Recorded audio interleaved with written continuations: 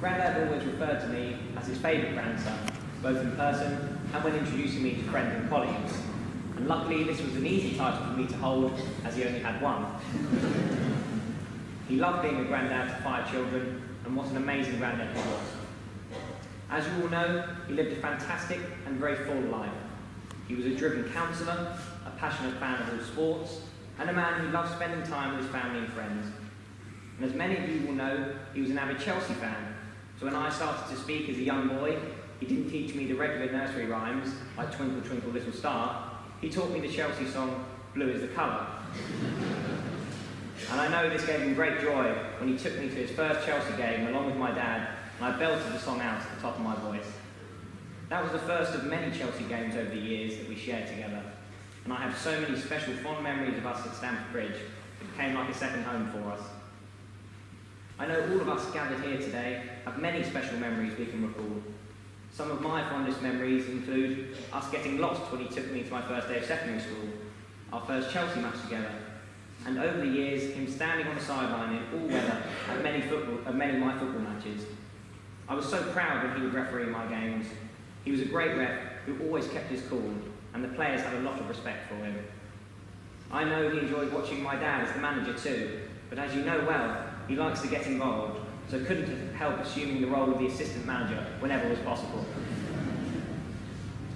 We also shared time cheering horse racing winners together across the line at various different venues over the years, and Grandad taught me about jockeys, trainers, race courses, and even how to back a winner sometimes. Grandad was a great storyteller, but just as importantly, he knew how to be a good listener. There are many stories that, despite having heard them repeatedly over the years, I always enjoyed them, and he made me laugh at how expressive he would tell them. I would often be in tears of laughter. I would sometimes request to hear the story again, for maybe the 5th or 6th time, just because I loved listening to him. We joked a lot, and he didn't mind occasionally being the brunt of the grandchildren's jokes. I came across a quote recently that said, "Granddads have silver in their hair and golds in their hearts." And whilst my granddad certainly had an abundance of gold in his heart, I'm not entirely sure why he didn't have the silver in his hair.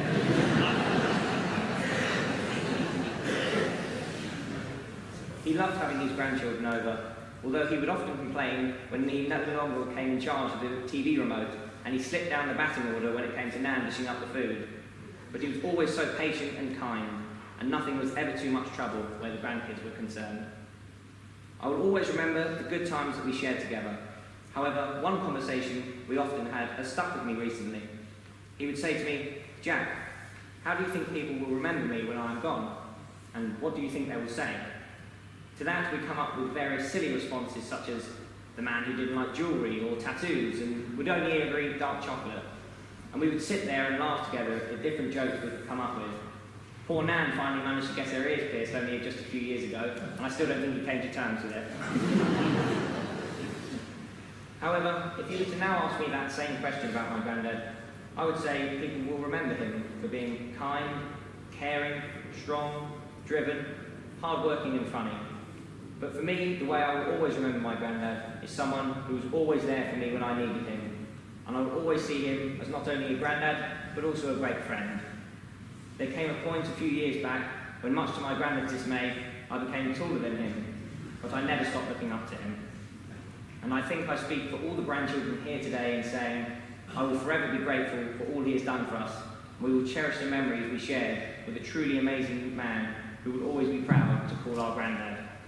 He was a man who laughed a lot, achieved a lot, who loved his family and friends, and a man who was respected and trusted.